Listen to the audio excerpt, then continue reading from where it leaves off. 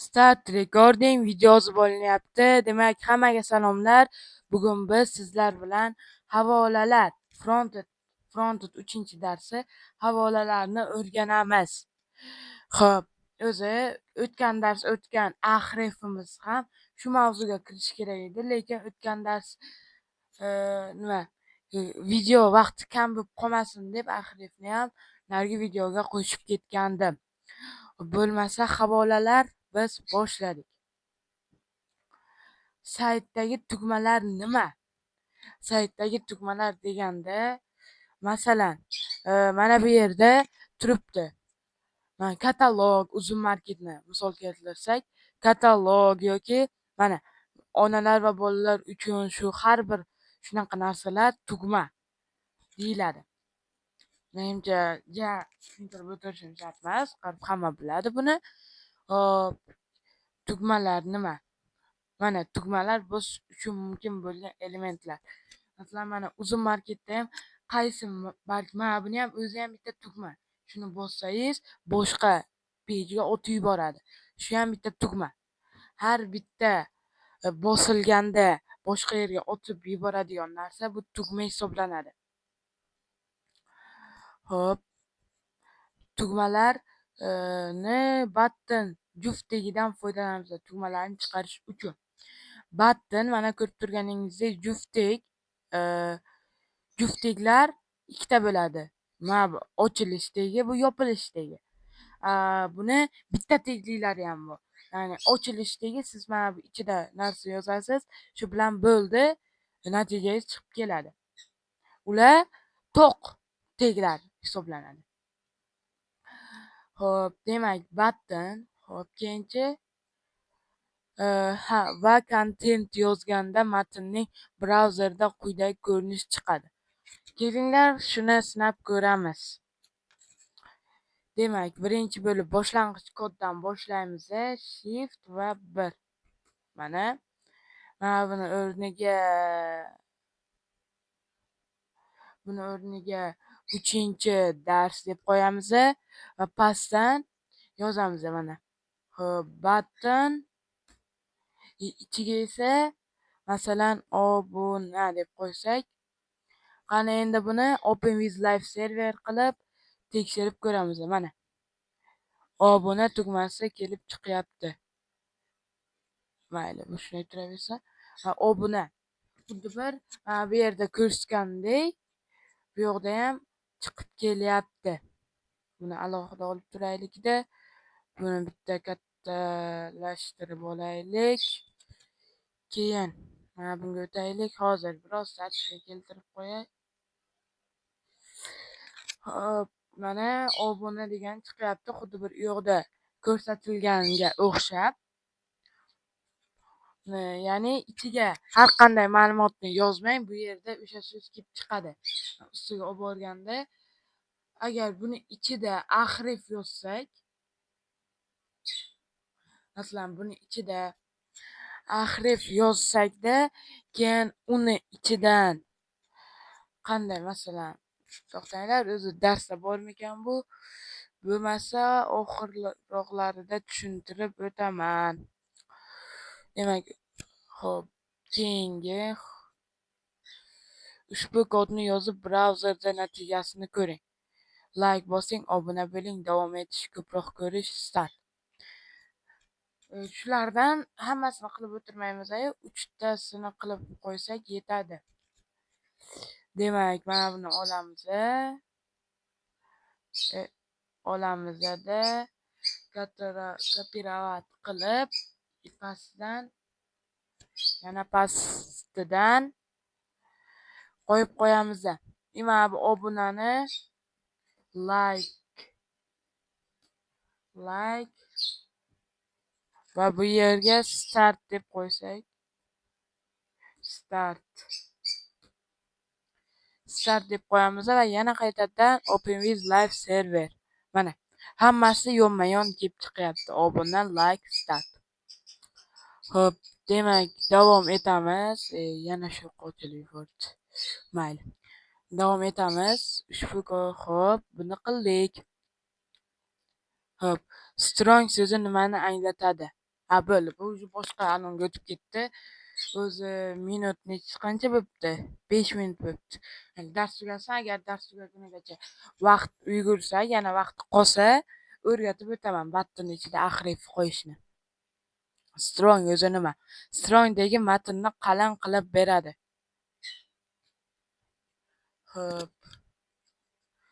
Xo'p, keyinchi ushbu kodni yozib ko'ring. Nima uchun B boshqacha bo'lishi kerak edi? Qani mayli. Bularni kommentariyaga olib turamiz. Xo'p, endi davom ettirsak, pastidan P ichida salom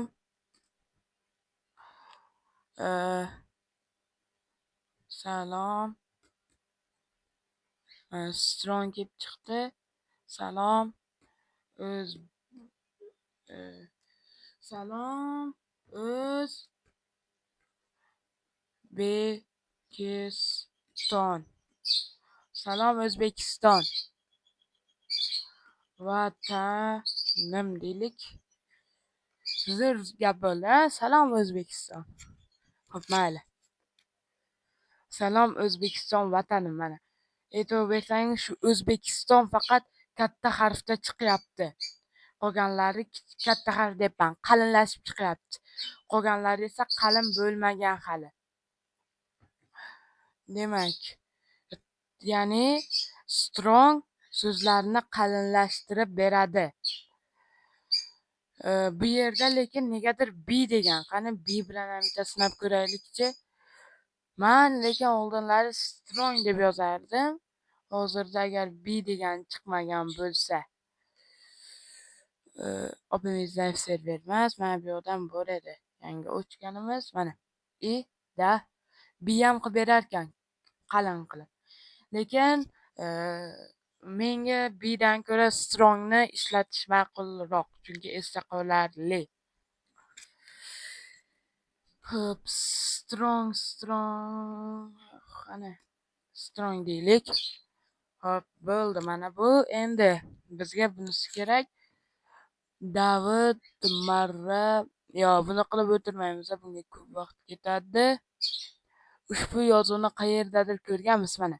8.9 pastidan bu narxdan aniq qilindi. Ya'ni chegirma bo'ldi degan ma'noda keladi bular. Mana odatda saytlarda chegirma shu tarzda e'lon qilinadi. Bu safar uzun marketni ochib qo'ygandik. Mana uzun marketda ham masalan ba'zida misol bo'lib qolishi mumkin, yo'qmi? Bu yoqda yo'q ekan, lekin ora-oralarda shu yerda ko'rib qolsangiz, mana bu pastdagi yoki tepadagi shundoq chiziq turadi, tepasidan yangi narx qo'yib qo'yadi. Agar ani sotilmasa chegirma bo'lyapti deb. Xo'p. Agar bo'lganda uni misol qilib ko'rsatar edim. Demak, shuna, ya'ni chiziq qo'ysa bu chegirma ma'nosida bo'ladi. Biz buni o'zimiz ham qilishimiz mumkin. Qanday qilib? Bunday matnni del tegi yordamida chiqaramiz. Del $10. Del $10 deyapti. Xo'p, qani endi yozib ko'ramiz. Del $10.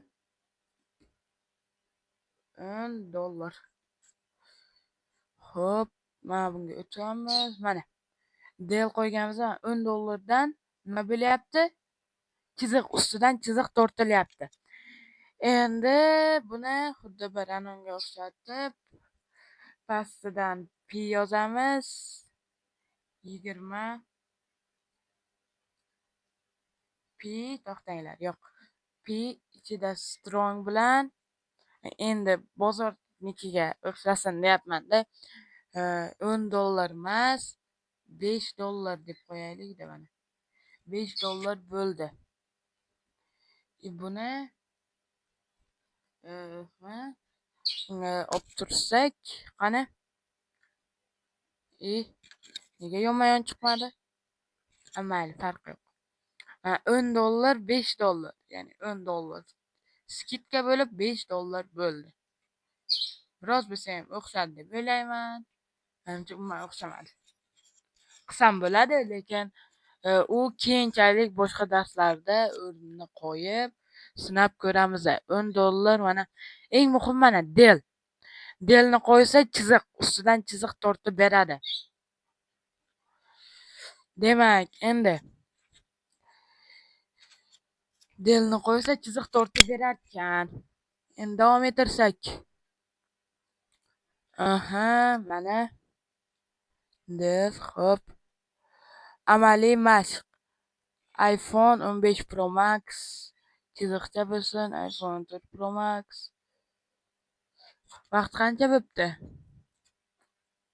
Vaqt уже 10 minut bo'pti. Del oxirgisimi? Hops. Center so'zi, yana nimalar bor? E'tibor, hop. Bo'ldi. Shu senterni shundoq tushuntiray, keyin u bergan vazifani qilamiz. E'tibor bergan bo'lsalaringiz, mana bu $10 bilan $5 mana chetda chiqib qolyapti. Buni qanday qilib o'rtaga olib kelamiz? Shunchaki bu ikkovini shundoq belgilaymiz-da. Yo'q, Ctrl X qilib, bu yoqqa center. Ichiga shuni shundoq qo'yib yuborsak, bizni oldinroqqa sursak, bu o'zi oldinga, ya'ni o'rtaga chiqib qoladi mana. Lekin sizlarga hozirchalik HTML o'rgangan paytimiz senterdan foydalanamiz. Agar CSS ko'rsak, umuman bu senterdan foydalanmaymiz. Chunki keyinchalik o'zini o'rtaga olib keladigan kodlari bo'ladi. Menimcha senterni tushundingiz deb o'ylayman. Turibdi. Agar mana shu ikkovini senterga o'rab qo'ysa, mana bu o'rtaga bo'lib qoladi. Xo'p, bo'lmasa endi anavi bergan vazifasini qilamiz. Hozir u bergan vazifa qanaqa edi o'zi deyishingiz mumkin. Qancha bo'pti vaqt? Mayli, normal. U bergan vazifa. Xo'p, mana shuni qilish kerak ekan. iPhone 15 Pro Max birinchi bo'lib H2 ga kiritamiz. iPhone bo'ldi. iPhone 15 Pro deymiz. Tagidan yozamiz. Birinchisiga P bilanmi? P $1200, $1200 emas. Endi bu yoqqa del bilan del qancha bo'pti? $1300. Bu endi $1300 emas, $1200 bo'ldi. Qancha qoldi? 13 minut. Shuni atiga 2 donasini qilib qo'yaylik mana. iPhone endi 17 Pro deylik. iPhone 17 Pro narxi qancha ekan? Bu yoqda ikkita unter ekan. Mayli, o'zim bilganimcha qo'yaman. Bu yoqda 5 qilsak, bu yoqda 7 qilsak. Ishlagan bo'lishi kerak. Vot. Aytganda mana 2 donasini chiqardik iPhone 15 Pro Max. Pastida bugun o'rganganlarimizdan del orqali buni agar o'zlaringiz yana uyda qilmoqchi bo'lsangiz, shu kodni kopirovat qilib, mana bu ichidagi ma'lumotlarni o'zgartirsangiz yetadi. Xo'p, video shulardan iborat edi. Hammaga rahmat. Meni kuzatganingiz uchun. Mikrofon qarshisida Developer X edi. Sog' salomat bo'ling.